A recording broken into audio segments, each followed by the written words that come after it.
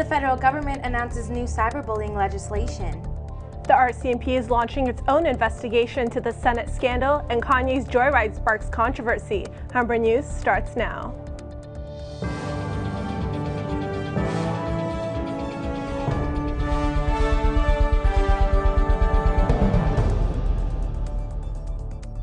Hello, it's Wednesday, November 20th. Welcome to Humber News, coming to you from the Broadcast Center here at the North Campus. I'm Tatiana Patterson. Thanks for joining us. And I'm Bianca Bajkowski. Ahead on our show, we have all your news, sports, and entertainment highlights, as well as your 5-day weather forecast. But first, Tatiana has our top story. Legislation to crack down on cyberbullying will be introduced today by Justice Minister Peter MacKay. MacKay says there will be changes to the criminal code. It will be a crime to share intimate images without the consent of the person shown in the photo. MacKay and the Public Safety Minister are holding a joint news conference this afternoon. It is time to be part of Bullying Awareness Week. MacKay says Canadians have been touched by the deaths of Rotea Parsons, Todd Lowick, and Amanda Todd. The three teens each committed suicide after being taunted on the web. Todd Lowick's mother, Kim, said she strongly supports the new legislation. Nicole Campia took to the halls of Humber College to see how students are reacting to the new cyberbullying legislation. Posting photos of people without their consent is an easy method of cyberbullying. As social media sites like Facebook, Twitter, and Instagram get more popular, so does the cyberbullying rates. 73% of people who reported cyberbullying experienced threatening or aggressive emails, and 55% were the target of hateful comments.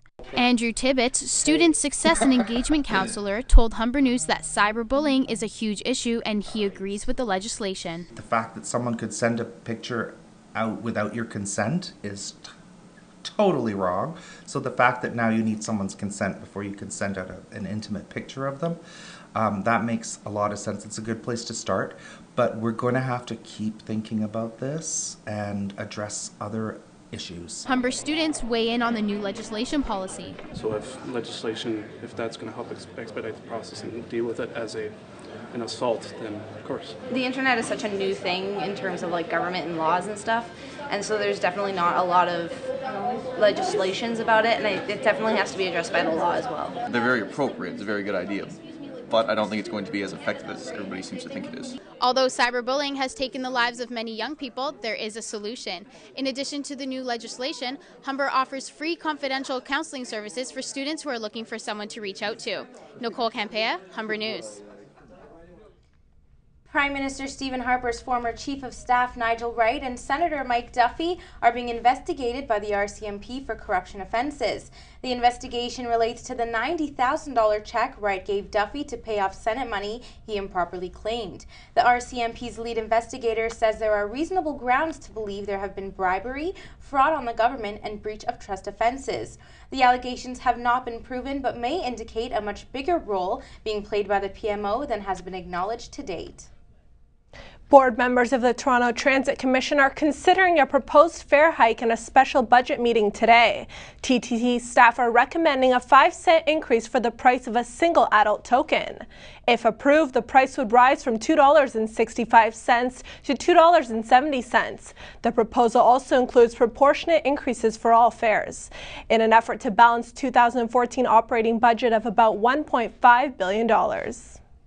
A 4-year-old boy died this morning in Mississauga after being struck by his car on his way to school. The boy suffered serious head injuries and was airlifted to Sick Kids Hospital in Toronto.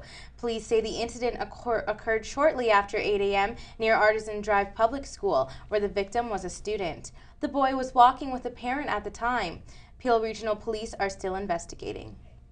Media lawyers are back in court today to present arguments about the remaining pages of an investigation to Robert Ford and Alessandro Lisi. Lawyers for the Star and other news outlets will plead their case to Superior Court Justice Ian Norheimer. There are more than 30 pages that remain censored and 2 categories of information blacked out. The first category has information Lisi's lawyer said could affect his fair rights trial. The second contains information from police wiretaps in a Project Traveler, a guns and gangs sweep that focused on the Dixon apartment complex in Etobicoke. There's no set date for when Norheimer will make his decision. Toronto Police Chief Bill Blair is defending officers that handled the drug investigation, Project Brazen 2. This is Blair's first interview about the investigation. Blair told the National Post investigators were not directed not to arrest Mayor Rob Ford. The police have been criticized for not arresting Ford and Alessandro Lisi when there was surveillance video of the men exchanging mysterious envelopes. The chief says it was up to the officers on the ground at the time.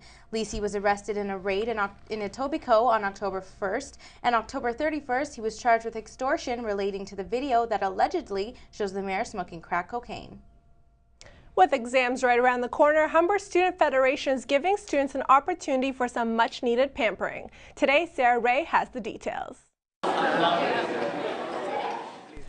Humber students eagerly lined up today to receive a free manicure or massage, compliments of HSF. The event couldn't have come at a better time as the semester wraps up and exams begin. Students were happy to be treated with a relaxing day that normally they wouldn't have time for. Ivana Lorenzo, owner of a Bella Luna mobile spa, says it's important for students to make time for themselves this time of year. Students around this time of year are very stressed out and, kind of scrambling around trying to get things done.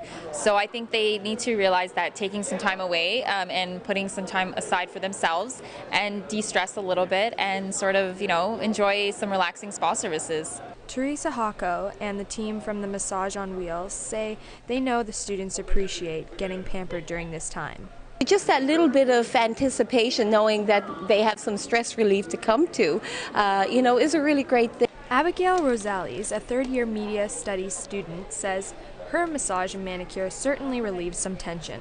A nice massage or something to, take away all the stress from your muscles and everything. Everything's just all tense, and just having that to take away from all the assignments that I have to do, it's a nice thing to have. Today's Treat Yourself event has been a great success, offering many students a way to kick back, relax, and enjoy some well-deserved pampering before the exam period begins. Sarah Ray, Humber News. When we come back, we'll have more news from across the country and around the world. Natalie Stoberman will have the sports news, and we'll have your weather forecast with Raul Pinto. 1 month away from the official start of winter, but it doesn't mean the cold is staying away. I'll have your 5-day weather forecast after the break.